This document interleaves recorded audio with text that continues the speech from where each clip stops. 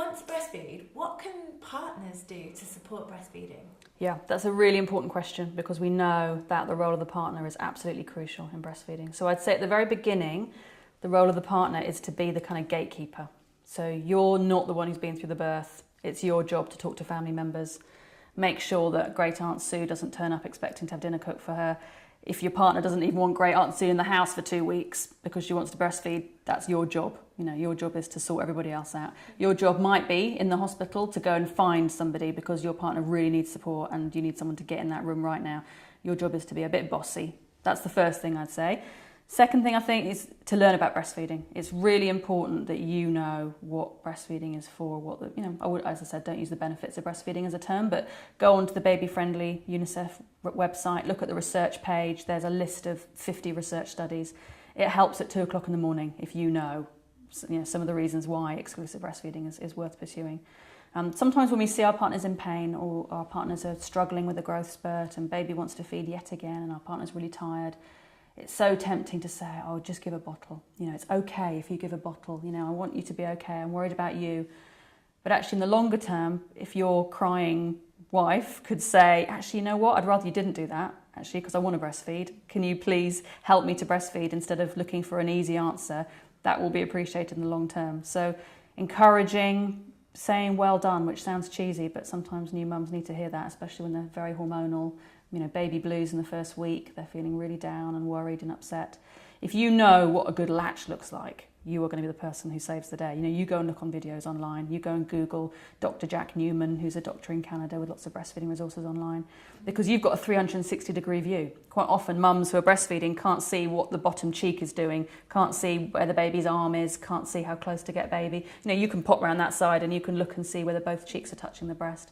You can give practical help. You can cook, you can make food, it's just an incredibly important role. And quite often it's the dads that phone the helpline. So I do the National Breastfeeding Helpline as a volunteer really regularly. It's the dad's voice I hear first. Gosh, and he says, my wife's in the room, she's too upset to come to the phone, she's crying, I can't get her to pick up the phone, can you just tell me a few things? And then eventually the mum calms down, and usually then I'll end up talking to the mum, but it's the dad who's made the call first because he's the one who's gone out and looked for some help. Or, the lesbian partner, it doesn't have to be a dad, obviously. Do you find that partners tend to be supportive? I do think that people struggle with extended breastfeeding. That term again I don't like, but what does it mean, extended breastfeeding? It means whatever you want it to mean, but let's imagine it means breastfeeding beyond 12 months. I think we're more likely to hear men particularly struggling with breastfeeding older children if they haven't managed to incorporate breastfeeding into their relationship and they don't quite get how to see their mum, their wife as a mum and a partner at the same time. So I think later on sometimes partners that were really supportive in the early weeks and months start to struggle a bit if breastfeeding continues.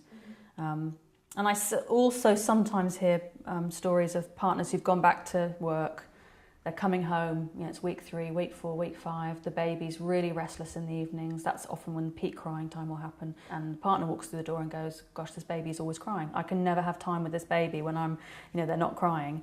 And for them to understand, what's normal, and that is actually part of the developmental phase. That's going to help in your partner's milk supply. It's going to be a small blip in the life of that baby, and it's you've just got to stay calm and be there to support. It's not going to be easy. It's really hard to go on back to work and then come home, and you've got to be that in a few hours before bedtime, that emotional support to your own partner and your baby. So I think it's important for the person at home looking after the baby to have some empathy for what that must feel like as well, to be the person who goes back to work, who loses connection with their baby and doesn't get to spend time with them. I think we all benefit from empathising with each other. And what doesn't necessarily help is to say, I'll give the baby a bottle. You go to bed, I'll give the baby a bottle. If the latching hasn't yet been established, if breastfeeding isn't comfortable, and you give a bottle, it's a masterclass in bad breastfeeding. You are teaching that baby incorrect tongue positioning, small gaping. There are other ways to help. You can have skin to skin. You can take the baby the minute the feed's finished and do all the burping and all the nappy changing. And there are even better ways to give milk if you really want to give express breast milk. You could syringe feed or cup feed rather than give a bottle in the very early days. Once breastfeeding's established and the latching is really good and we're all confident, then there are ways to bottle feed that protect breastfeeding a bit more. So you can use sort of paced bottle feeding techniques. But it's Paced, what does that mean? Paced, not as in glue paste, but paced as in P-A-C-E-D. So paced as in slowing it down. We don't want it to flood out quickly so the baby doesn't have to do any work. We keep the bottle a bit more horizontal. Baby sits a bit more upright. We tickle the bottle on the top lip. We wait for the baby to open their mouth nice and wide because we want all milk to happen when a baby's mouth is open wide. Pop the bottle in with a lot of bottle in the mouth. We don't want just nipple feeding on the end of the bottle. And then hopefully that means the baby's tongue will be in the right place and they'll be making an effort to draw the milk out like they do on the breast. So that's something that could happen later on when breastfeeding is established. But really early on it could have a bit of an impact.